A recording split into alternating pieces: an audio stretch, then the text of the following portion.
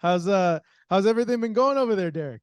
Hey man, it's good, man. It's it's not easy. You know what I'm saying? Like it sounds good. It's a good situation, but it's just tough. You know what I'm saying? Like you train at a high level all day long. So it's good though.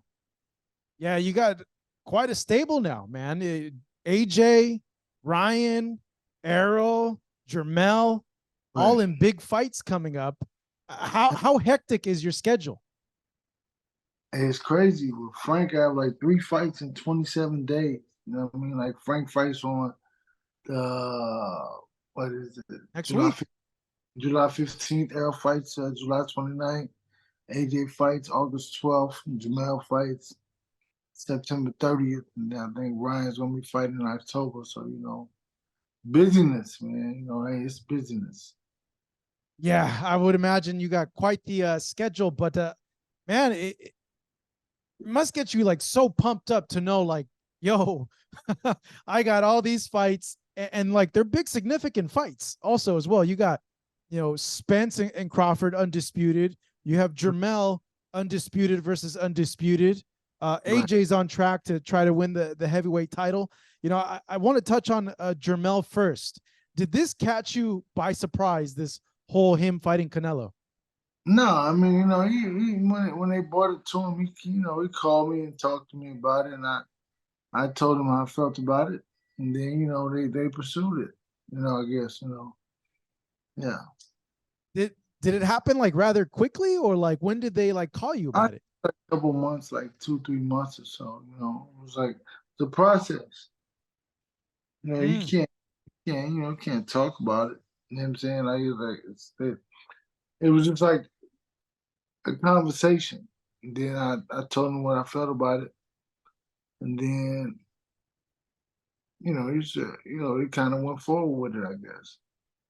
what did you think about it? What'd you tell him? I think it's a good fight for him. I think that I believe he can do what he needs to do to be successful. Yeah, it, Yes. it was like a big plot twist, like because we all thought it was going to be Jermall fighting Canelo, and then when they announced Jermell, everybody's like, "What the heck? No way!" Right. Yeah. Yeah. I mean, it's cool. Yeah. It's just like that's why you just gotta take your time before you announce something because people today want to be first, not right.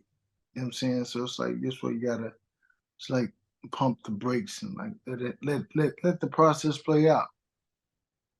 Okay, so with that being said, then you guys had kind of already gotten a heads up, what, like a month ago, that it would be Jermell fighting Canelo?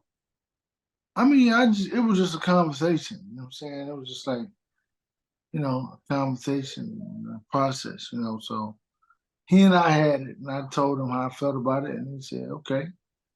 And then, I mean, I don't know how. I mean, it was like over. It was like maybe like a month and a half, 2 months. I mean, I don't remember exactly how long ago it was.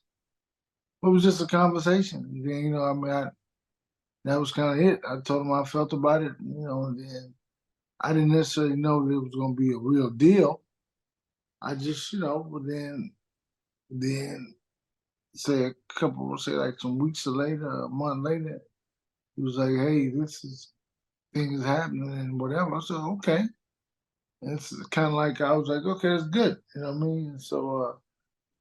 And maybe like 3 weeks later, he was like, we in whatever. Jermell kind of talked about we were in another phase of the process. And I was like, okay, but you still don't never know what's gonna happen. Whatever. So yeah, but yeah, it's good, man. It's a good deal. I think it's a good deal. It's like he's moving up two-weight divisions. A lot of people generally move up. I mean, but Canelo was successful when he moved up, so it's no different than Jermell fighting somebody else moving up. It's a good deal for him. Yeah, you touched on a big thing that a lot of people are talking about. How is that move up two divisions going to be for Jamel? Some people have said, hey, this could be a good thing for him because Jamel's a big 154 pounder. He could end up growing into the weight and actually being a lot stronger at 168 than he is at 154. You being his coach, what do you make of him moving two weight classes up? I think it's. I mean, for him, I mean, it's all about. I believe it's about speed and athleticism. So I don't think you should gain too much weight. I don't think you should come in at 168 for no reason at all. I mean, your abilities and your athleticism is what your advantage is. So I think that's the key element that you don't take away what your advantage is. So no catch weight then. This fight is at a full 168. Well, yeah, that's what he told me. I asked him the other day, and he told me like 2 days ago. Cause I was like, cause I don't really look at the internet. I didn't know if it was a catch weight or not. But then, he talked about it. And he said it's for 168. I said, okay. Mm. I don't So believe in, getting that heavy though. I guess no more than 165, 164 for him. No, well, I say like 63 or 64. That's what I believe. Mm. 'Cause I want to be fast. I want to be athletic. I want to be mobile. I don't want to. The heavier you are, like it's like you might be a little bit more lethargic, slower. Mm-hmm. You have to be faster, a little bit more, athletic. Do you feel being fast and athletic is something that gives Canelo problems overall? Well, I'm just saying for fighting a guy who's a heavier guy, the advantage that Canelo's always had is that has been the smaller guy moving up. So the smaller guys are always faster than the heavier guys. No matter how good these guys are, he's always been faster than them. But now he's faced with fighting a guy who's smarter than he is. So hence Jermell will be a lot faster than him. By chance, did you see Canelo's last fight? I know a lot of people have suggested that he's kind of like on the decline or has begun the decline, given how he looked in that performance. No, I didn't see it. I really don't watch a lot of boxing, so I didn't see him fight, man. But I mean, I hear people talk about it, but I think that we want the best version of him. We don't want to. We don't really want that to be the second thing they say after all you beat him, but he was declining. We want, he's still 33, I think, or 30 something. 30. Jermell's 33 also. But it's like however you live your life at 33. I mean, the fights, and has a lot more fights because he fought a lot more fighters, and he fought. The resumes. He doesn't have the Triple G resume. He has a Canelo resume, so he has good fighters on the resume, and so does Jermell. But I think that we'll see. We'll see. I mean, we'll see how it plays out. I like the fight. Right. It's like it's not like Canelo's fighting a chump. Like this is the undisputed champion at 154, and Jermell's been on a heck of a streak. I would imagine he is coming off of a layoff because of the hand injury. He did have that fight scheduled with Tim. Is he in fight shape, or the hand is okay? Like the layoff won't affect him at all in your eyes? No, not at all, man. He'll be right. He'll be good.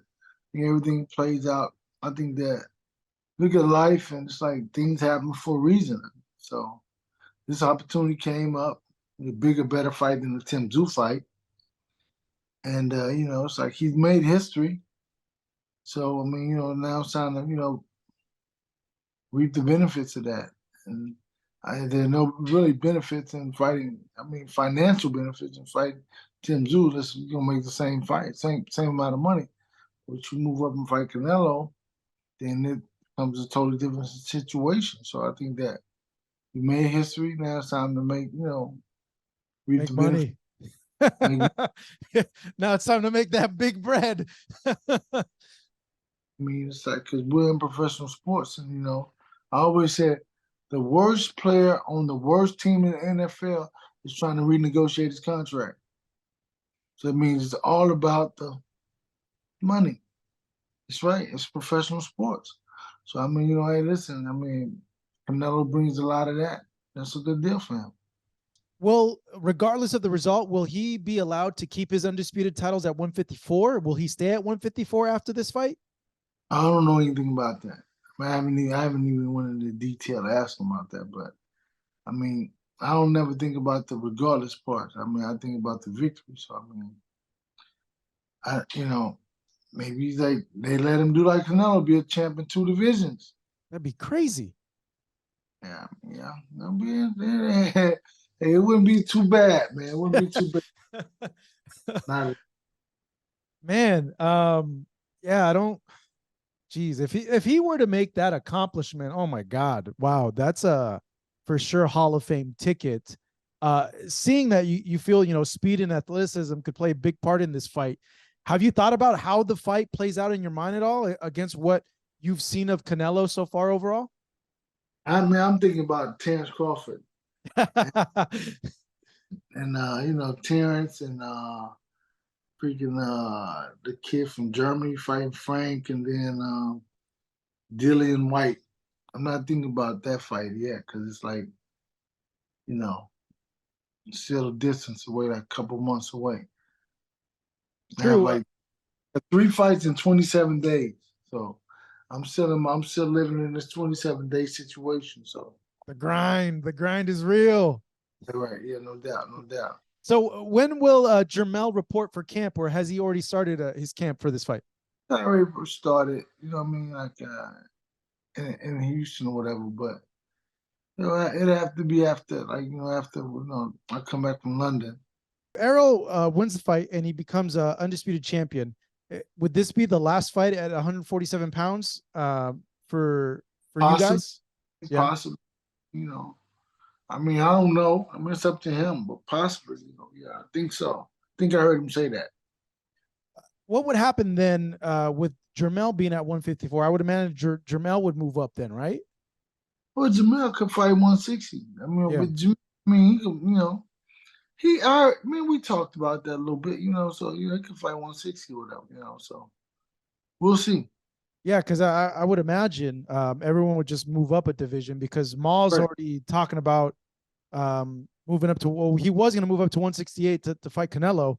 So I would think that scenario kind of is convenient. Spence goes to 54, Mel goes to 60, Maul goes to 68.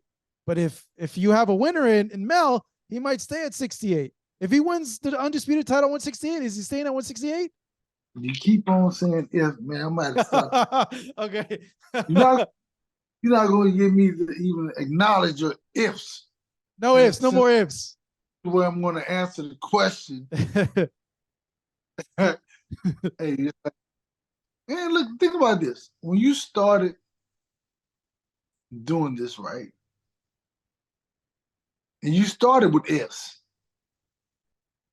Do this if I get, and when you get to this point, you're gonna do this and do that. You're not ifing now. No, but you know what? Honestly, like I always saw this as I have to make this work because I have nothing else. And I literally had nothing else. Like I was Okay. like on unemployment and like was just doing odd jobs. And I didn't get paid for like the first 6 years of doing this, to be honest. So like I had this was my only plan. So like I had to make this work. Right. So it's like I said, but that was when you were ifing. You're not ifing today.